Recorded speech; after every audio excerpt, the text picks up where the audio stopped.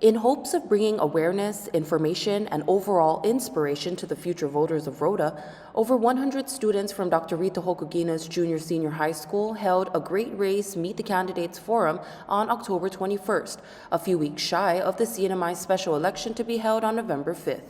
In preparation for the event, students from the school's junior and senior high social studies classes collaborated to invite all the candidates running this election season. Through the forum, students of RHI were able to meet candidates running to represent the island of Rota, as well as one candidate running for U.S. delegate representing the entire CNMI. The island's senatorial, congressional, municipal, and Board of Education candidates were present for a Q&A forum where student-generated questions were asked and answered. Senator Paul Manglona was first up for the senatorial Q&A. I'm very happy to be here this morning to be with you, the students. I want to thank the two Mrs. Atalik and your principal staff for organizing this forum and for inviting all of us candidates to be here with you today. Good morning, Mr. Senator. My name is Danica Malawarbar, and I will be asking you your first question. What specific policies do you plan to implement to promote economic growth and create sustainable job opportunities in the CNMI? Thank you for the question. You know, we all know the situation with foreign labor in the CNMI. And that's why one of the policies that I continue to work on is apprenticeship programs at NMC, NMTech, even working with the private sector. We know that this is a model that will work if we get everyone together. After a short break, event MCs, CNMI Youth Senator Aiden Calvo and RHI Student Council President Rihanna Barcinas welcomed CNMI House of Representative candidates to the stage, Congresswoman Julie Ogo and candidate Eusebio Manglona. Morning, my name is Roshan. My question is, what will your strategy be to support or to create programs and opportunities for the youth and younger generations? Thank you, Josh, for the question. There are so many initiatives and programs that I would like to tap in. And as you know, just this summer or last summer, I'm in full support of this program called the Western Pacific Maritime Academy. So this is one of the programs that I've actually introduced a bill under Rota Local Law 23-14, allocating at least $2,000 at a minimum to assist students and pursue this program with the Dr. Rita H. Inos Jr. and High School. You know, I love to help people, and since time I got back to the Commonwealth and work under the military affairs, we managed to bring in medical free and no cost under that office.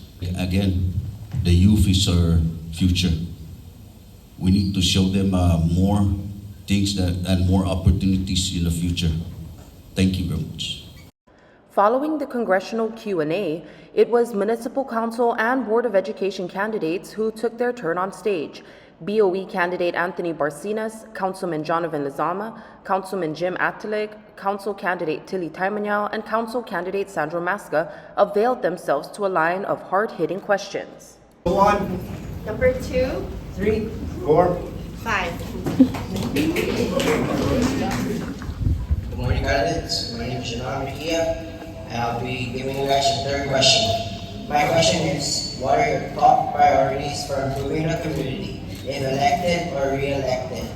And how do you plan to address the most serious issues facing residents? Thank you, Janelle, for your question. We'll proceed with candidate number 1. My priority now is youth. You guys are the future leaders of Rota. You guys is my priority, our priority as the leaders. You guys, we have to prepare you guys for the future. We will create more programs such as the diving, sports spearfishing, cliff fishing, and all those sports to keep everyone busy and to keep everyone out of trouble. Thank you, Councilman Jim Atalik. Candidate number 2, Ms. Tilly Taimanyao. Thank you for that question. To our youth, I will ensure that education is a high priority if elected council member. I will stand with you to give you the opportunity to thrive in a global market, to bring out the best in all of you, and to provide you with the tools and required resources to get the job done. I will empower you to deliver the services to our island, compete in today's cut-edging workplace, to be yourself, and to include diversity, equity, inclusion, and belonging in today's society. Thank you, Ms. Tilly. Now for candidate number 3. Thank you. Thank you, General, for that question. Actually, we have a big issue here in Rota that we are all facing. We're facing our commodities, our prices, they're so high. My promise is to work hard and work with our council members, our legislature, Senate, governor, in how to make our life easier here in Rota. And thank you. Thank you, Councilman Jonathan Lozama. Now for candidate number 4. As for your Board of Education, a member, if I comes in, it's always been my top priority helping our kids. No student left behind. Always my top priority thing. We have to take care from the top to as well our admin staffs, as well individuals, janitors, teachers, bus drivers, everything before our student. We take care of our students to better them and get them their future next year. Thank you. Thank you, Mr. Barcinas. Now for Ms. Sandra Masca. So my platform is I have 3. It's our people. Under our people is the youth, the Manamku, our businesses, our farmers, and our fishermen. Under our island, I have beautification and our culture. Under our government is the office and the way it functions. My priority, if elected, I have a clear plan to enhance the community and focusing on sustainability. Sorry, I'm nervous. Economic growth and quality of life for everyone in the community. Thank you. Thank you, questioners and candidates, for giving us a very informative question and answer portion of our forum. A total of 3 student-generated questions were asked per candidate bracket, with 2 minutes on the clock allotted for each candidate's answer. The day after the Great Race was held, RHI's Social Studies Department conducted a mock election in hopes of bringing light to who the students would vote for post the Great Race. The mock election served to create the most authentic voting experience for the future voters of the island, with an authentic ballot box and ballot sleeves sent down to Rota by the CNMI Election Commission. Results of the mock election has, in the past, closely mirrored results of the general election in 2022. This year, U.S. Delegate Kimberlyn King-Hines took the seat, followed by political newcomer Ronnie Calvo taking the senatorial seat. For CNMI House of Representatives, Congresswoman Julie Ogo defends her title, along with the unopposed Anthony Barcinas securing his spot as a Board of Education representative. For municipal council candidates, Councilman Jonathan Lozama and Councilman Jim Attilig retain their seats, and newcomer Sandra Masca joins them. As a collaborative effort between various senior high classes, students from RHI's journalism class, Bucks Box News, invited candidates to the nearby library to conduct individual interviews with one main question asked: what are your top 3 priorities? Day, my name is Kipioni Mendiola. Day, my name is JC Charpers. Day, my name is Denisha Lozama. And today we are here with Kimberlyn King-Hines, candidate for U.S. Delegate. We are from Ms. Joy's journalism class, and we will be interviewing her today. What are your top 3 priorities for municipal office? Priority 1 is to revive our tourism industry, and the way to do that is by opening all markets. 2, in order to have a strong economy, you need to have a sustainable pool of labor, all right? You need to have enough workers to support the tourism industry. And last but not least, which is probably more important for this community, right, than any other community across the CNMI, is we need to reduce the cost of living.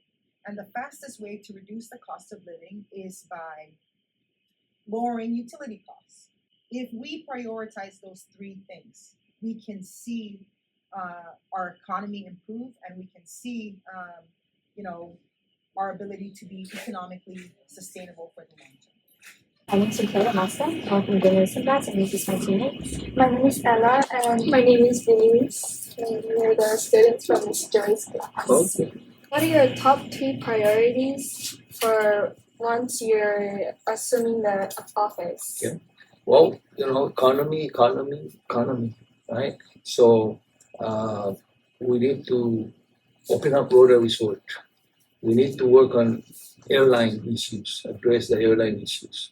We're having issues with Stamaranas. We need to work with them so that they can have an agreement with CPA so they can start paying landing fees and other CPA fees, and also provide incentive for other airlines to come in. We need to work on a port. As I mentioned, the prices here are expensive because for years we had this exorbitant rates that businesses have to pay to bring in cargoes to offload. Rota, this is a monopoly contract, so now the monopoly has stopped, and now we hope to be more competitive in the shipping industry. So we're working on that. We're going to provide a 100-ton crane so that we can subsidize to some extent the cost of shipping to Rota. And so the other thing is we need to work on our students and our kids on Rota. Because we need more workers. And so not everyone, as I mentioned, is going to college. Some have to go to the apprenticeship route. So we need to advance those programs so that we can assist also those students that want to be carpenter, mechanic, and cosmetology, other welders, right, other fields. And some of our kids are successful in Guam and elsewhere because once you're nationally certified, you can just go anywhere. Right, so that's an area that we need to promote. Of course, we need to continue providing scholarship assistance to those that want to go pursue higher education. What are your top 3 priorities once you assume office? Okay, one of the top priorities that was shared earlier with the municipality is the alignment, is to ensure that me at the state level per se, if I become a senator, what it is all the Rota delegation team working collaboratively together. Me, Mr. Calvo, is to make sure the delegation works with the mayorship works with the municipality as well works with all the directors and all the government agencies, not to exclude our small businesses, not to exclude our agricultural organizations, so many different nonprofit organizations, working with also NMC, working with the scholarship program for funding. We want to bring that back to ensure that those that are deserving of that funding so be accountable across the board and share the common goals so Rota can be, revived. I have that on my thing. Revive it again. And then we tackle each and every one along the way. My name is Anthony Mangalua. My name is Ethan Mangalua. Be asking me questions. First of all, thank you for inviting me for a quick interview one-on-one with what class are you guys from? Journalism. Journalism, okay. There are so many priorities on our island. It is so hard to choose and pick which one is a priority. My focus right now is, of course, the betterment of our island. There are some legislation that I've supported and have introduced and became law to help our youth, to help our healthcare, our economic development and infrastructures, among other things. Also, looking at initiatives and legislation that will bring opportunity for our island, our youth, how we can better our healthcare, improve our economic situation, the commodity, the increased commodity of our goods here. So those are the things that I'm going to need more time to work on and continue, and hopefully it will become successful for people. You guys are the employer for any elected official. You guys vote for people to represent you guys. So in a way, you guys are my employer. If I win this seat, you guys I will listen to any concern and I'll work for you. I'm gonna work for what's needed for our island in general, not just individual. It's the entire people of Rota. So visiting people, listening to their concerns and helping them. We don't have a permanent doctor here. So let's knock on the door where we can talk to the CEO, CHC CEO, and the board, and inquire what can do to solve and have a permanent doctor here in our island. Because right now there's doctors, but they're always leaving. So that's not problem. We need a permanent at least minimum of two, so we can have access to medical and it's not go there and then they'll send us profile, and that's costly. So if we have our own doctor, we can go there and the doctor can treat us without sending us profile. Hey, good morning. My name is Joshua. My name is Joe. My name is Ronnie. My name is Dwayne Marquita.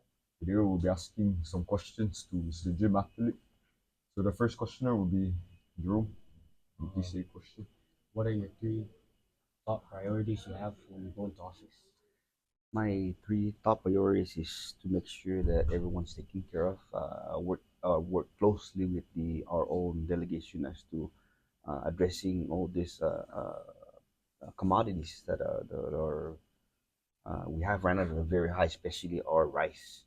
Number two, okay, is creating more let's say activities for youth, right? Such as I want to bring back the motocross. I want to make sure that we continue because there's a lot of programs and projects that we put on hold because we are lacking of funding. But if elected, I will make sure that I will work with the delegation to make this thing happen. I'll make sure that we have our cliff fishing derby competition. Make sure that we have the spear fishing and make sure that we have the toss to table, right? So you guys can go out and learn different kind of techniques in order to survive within our resources here. It's very important for everyone here, especially you youth that are growing up. Okay. Thank you guys for having me here. My first priority is our commodities. Working for our leaders. Uh, our price is just ridiculous already. You know, and it's getting too much already, and we're all feeling it. And my first priority is to get with our leaders, with our House, Senate, and see what they can do to subsidize our our businesses, our small business. And my second will be our youth. Uh, it's just bringing back the things that we have lost from the past. Bringing back our sports, bringing back our education with our kids. I know education is top priority, but we have our secondary, which is a lot of our sports. And I want Rota to grow and be competitive with other schools and other islands. And my third is just our economy. Our economy is very sad right now. You know, so we have a military build up that's happening between Rota. Rota is in between Guam and Tinian. Tinian is being built already, so we're going to be having a lot of military personnel, and we can also bring them as our tourists and come to Rota for their R&R, their relax, you know. So that's one of our three goals that I want to work with. What are your three top priorities you have when you go into office? Well, my top three priorities that I have, thank you for that question. One, I will work with our local leaders, most especially the Rota Mayor's Office, the Rota delegations, and the council and all department agencies. Two, I have grant writers that will help me write grants for you, our youth especially, and I will try and probably do more activities for you guys as well. Work with the mayors to maybe upgrade the basketball court, the youth centers, and I would just try to see what other resources that we have because as a council we are very limited in time. We only maybe have like about a year in there, so I would try my best to try and do what you guys ask of me to do if elected into office. So good morning. Good morning. We're students of Ms. Joy's journalism class and we'd like to ask you two questions. Very important questions. If I were elected, it will be our people. That includes the Manamco, the youth, and our business community. And then it's in my platform. And the second will be our community. That will be the businesses and all those. And then third will be an open government. If elected, I want my office to be open to the public. I want it to be helpful for anyone who comes in and seeks assistance. What are your three top priorities you have when you go into office? Can I say three, maybe more? But let's put it this way, three. It'll always be my priority in our kids, our students. That's my top priority. But like what I said inside, in order to help our students, we have to take care from the top, our admin staff, teachers, principals, counselors, janitors, bus drivers. Those are the things that we need to take care of in order for you guys to be taken care of and given the best education and the good environment, working environment in their room.